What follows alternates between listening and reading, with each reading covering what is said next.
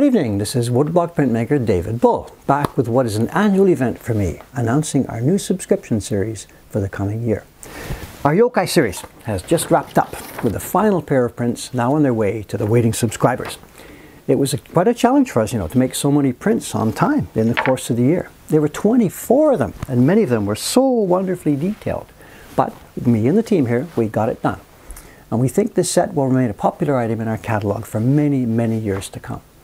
But now that it's done, there's no chance to rest because, of course, we have to move straight on to the next one.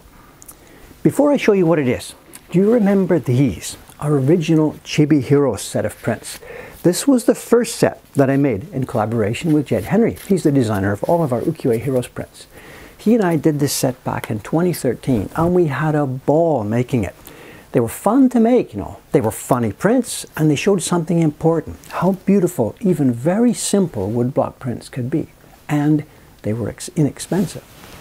Now we're still shipping these, and by now there are hundreds of sets gracing desks and living rooms all over the world, from, here in Tokyo out to as far as Kazakhstan. And that's no joke, actually.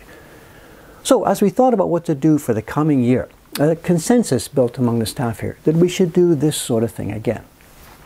Now, not Chibi Heroes Set 2, but something along the same lines. Something fun to make, fun to look at, and expensive. Stick to the printmaking roots and make something that everybody can enjoy and also that they can afford. Now, Jed was more than willing to play along, and after a bunch of discussion, we came up with the idea of doing a set of designs based on video game tropes. Tropes? Sure. For example, look. Haven't we all been in a situation like this many times? Faced with a problem during our quest, we know that we have just the right object in our loot bag to solve it, but just where is that thing? It must be in here somewhere. Or how about this? You've ordered a new sword from one of the most famous craftsmen, but when you visit him to take delivery... these things are just part of everyday life, right? I think you get the idea. These are not going to be about any game in particular, but gaming in general. So don't worry that the series will be about games that you don't know. This set is for everybody who has ever held a controller in their hands. And we're going to call the series Legendary Loot. Now that image I just showed, the one with the sword, is the first print in the series, and it's now being prepared for shipping to the subscribers.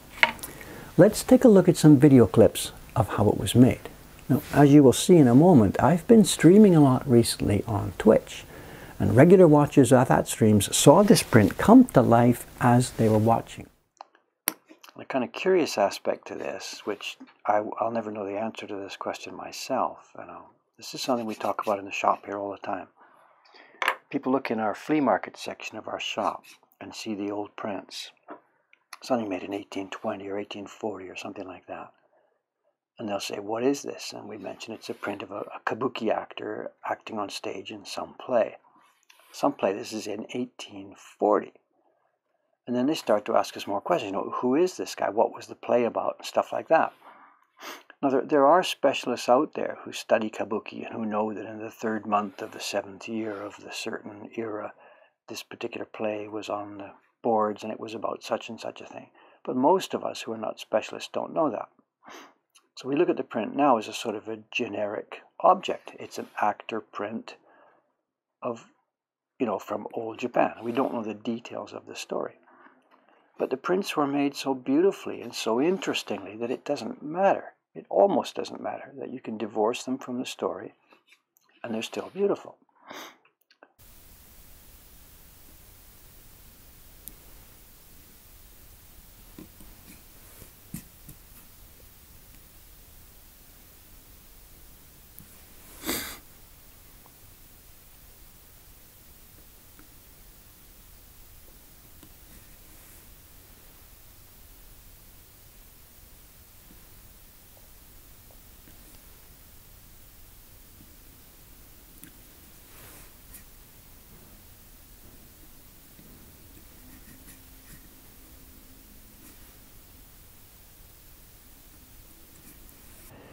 We are trying to make prints of a very specific type with a very specific appearance, the traditional Japanese woodblock print.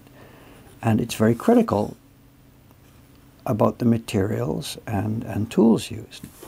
if you have a specific image and type of image in mind that you want to make. Modern printmakers have no restrictions. They want to make prints that look quite different from the old traditional Japanese ones. So they can use anything. They can use a barn board for the plank, and it'll look like a barn board picture. We have, as I said, we want to make our prints have a very similar color and tone and feel and taste and look to the traditional Japanese prints. So it's a no-brainer to use the same materials.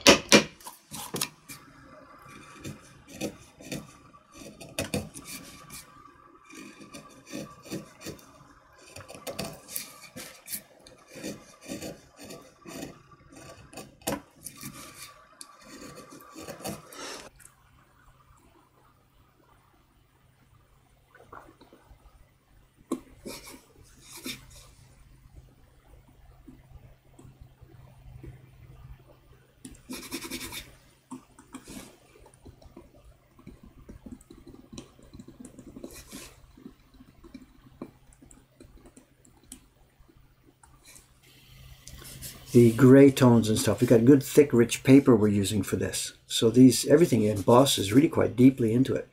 You know, people ask us about embossing blocks, and every block we do actually is an embossing block. Every single block we do is an embossing block. You know, sometimes when you don't put pigment in it, you get just straight embossing, but everything embosses. And this year's series, we're not going to do full backgrounds. We're going to keep white paper. So this year's series is going to have great, great rich texture. Look at this everywhere. I mean, I've got it on a really sharp angled light, so it's really a bit too bumpy.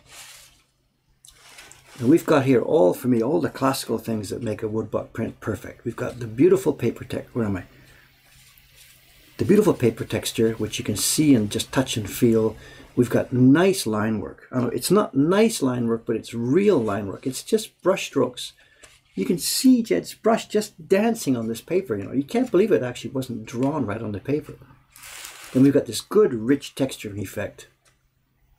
I tell you, this series is going to be so much fun this year. You know. Okay, that's how the prints are made. But how does our subscription system work? It's very easy. You just visit our webpage and give us your name and address for shipping. We'll set things up and send you an online invoice for the first print. Once you pay it, we ship. A month later, we send another invoice, and so on over a one-year period. And it all ends with the shipment of the 12th print in the set, where your obligation finishes. Now, each print is packaged very, very carefully for overseas shipment. Here are some photos of the packaging for our portraits prints, and these legendary loot prints will use exactly the same system. The print is first mounted in an acid-free folder. That then goes in a clear, stiff card. Then this all goes in a clear envelope to protect it from moisture. And finally, in the outer envelope, it's sent to you using the latest Japanese commemorative stamps. We have an optional storage box also available. This allows the prints to be displayed safely behind a protective acrylic sheet. And it has enough room inside for the entire set and more, actually. If you don't want the prints on your desk for a while, the stand and acrylic also go inside for convenient storage of the whole set. I haven't mentioned the price. Not $40 like last year. We've dropped it. Not to $35. And no, not $30. We've dropped it this year to $25 a month. Or euros, pounds, yen, whatever. Just $25 a month. Please join us for this project. You know, the prints are of wonderfully high quality. And if you've seen that other video of ours entitled It's Not Garbage, you'll have learned that the washi paper we use for all of our work is a type that lasts literally hundreds of years. It's the same paper used for Japanese prints of many generations. People are always surprised, you know, when they visit our shop. They see some of the antique prints on display and learn that when it says 1840, that's when this exact sheet was made. And it's still in fabulous condition. And it'll be the same with our little loot prints. You know, you may think that you're collecting them for yourself. Well, I guess that's true. But it's your great-great-grandchildren who will be thanking you for making such a wonderful choice. I do have to wonder, though, are they going to get the jokes? You know, I can't really worry about that though. I think, that last print, I showed you the Kabuki play. I don't have a clue about the action of what's going on here, but the print is still beautiful and interesting. Anyway, I've talked enough. Please visit the subscription page, put your name in, and get this set of prints over this coming year. Thank you very much for watching, and it'll be really soon now, the next video coming up with real printmaking content. But in the meantime, thank you and good night.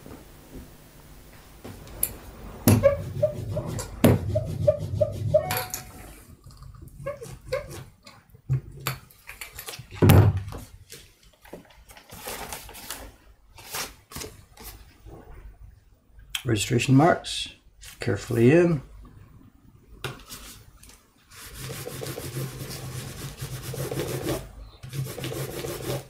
Here we are, the first print of next year's series coming off the blocks. Bingo! Number 1. I don't know how many we'll end up printing,